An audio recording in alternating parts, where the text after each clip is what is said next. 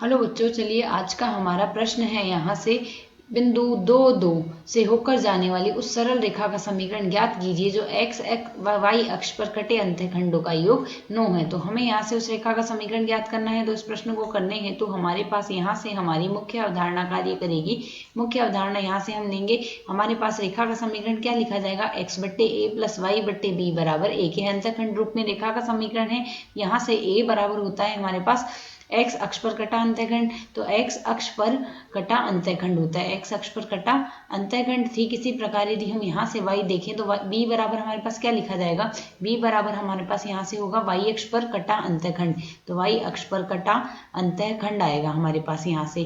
तो यदि हम यहाँ पर देखें प्रश्न के अनुसार हमारे पास क्या आ जाएगा, यहाँ से x अक्ष व y अक्ष पर कटे अंतःखंडों का योग 9 है, अर्थात प्रश्न के अनुसार दिया गया है a प्लस बी का मान हमें 9 दिया गया है। तो यदि हम यहाँ से b निकालना चाहें तो 9 माइनस ए लिख सकते हैं। यह मान यदि हम समीकरण में प्रतिस्थापित कर दें तो x बट्टे ए आएगा प्लस वाई बट्टे 9 माइनस ए आएगा, बराबर क्या आ जाएगा 1। इसे यदि हम यहाँ से सरल कर लें तो समीकरण क्या बन जाएगी हमारे पास, x गुणा में 9 माइनस ए आएगा प्लस y के गुणा में ए वाई आ जाएगा, और यहाँ से लघुत्तम जो आएगा उसे वज्र गुणा कर दें तो a गुणा 9 माइनस ए आ गया हमारे पास। तो यदि हम यहाँ से देखें हमें प्रश्न में क्या दिया गया है, यह जो रेखा बनी है यहाँ से यह हमारे पास 2 से होकर जाती है। तो यदि हम यहाँ से देखें यह 2 से जाती है, तो x के स्थान पर यदि हम a रख दें, y के स्थान पर a के स्थान पर यदि हम यहाँ से देखें x के स्थान पर 2 रख सकते हैं, y के स्थान पर 2 रख सकते हैं, तो 2 गुणा में 9 माइनस 1 प्लस 2 गुणा में a बराबर हमारे पास क्या आ जाएगा, a गुणा में 9 माइनस a आएगा। इसे यदि हम और सरल कर लें तो यह हमारे पास यहाँ से क्या लिखी जा सकती है, 9 दूनी 18 माइनस का 2a प्लस का 2a बराबर आ जाएगा हमारे पास 9a माइनस में a स्क्वायर।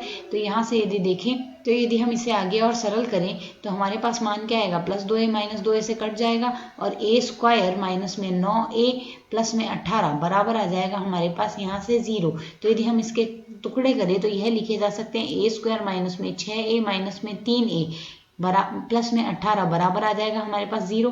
तो पहले 2 पदों में से यदि a उभयनिष्ठ ले ले तो a गुणा में a माइनस 6 आएगा हमारे पास यहाँ से। इसी प्रकार अगले पद में -3 उभयनिष्ठ ले तो a माइनस 6 बराबर 0 आएगा।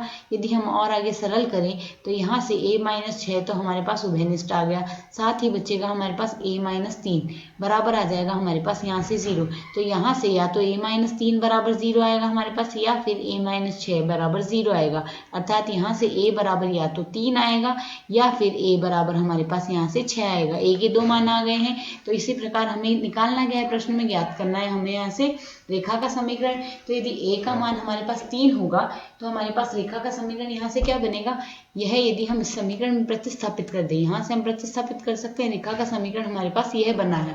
तो इसमें यदि प्रतिस्थापित कर दे, पहले हम a बराबर 3 प्रतिस्थापित करते हैं।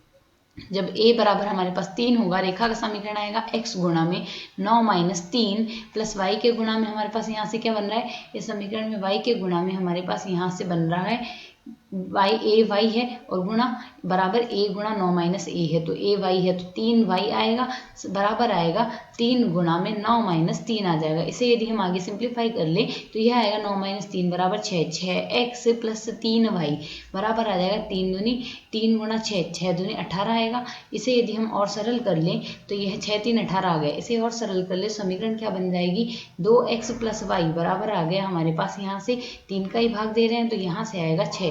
एक समीकरण तो यह आएगी। इसी प्रकार यदि हम x के a के स्थान पर यदि 6 रख दें तो समीकरण हमारे पास क्या बनेगी, अब हम लेंगे a बराबर 6। यदि a बराबर 6 होगी समीकरण बनेगी x गुणा में 9 माइनस 6 प्लस में आएगा हमारे पास 6y बराबर आएगा 6 गुणा में 9 माइनस 6। इसे यदि हम आगे सरल करें तो यह आएगा 3x प्लस में 6y बराबर में आ जाएगा 6 3 18। इसे यदि सरल करें तो लिख सकते हैं x प्लस 2y बराबर आएगा हमारे पास 6।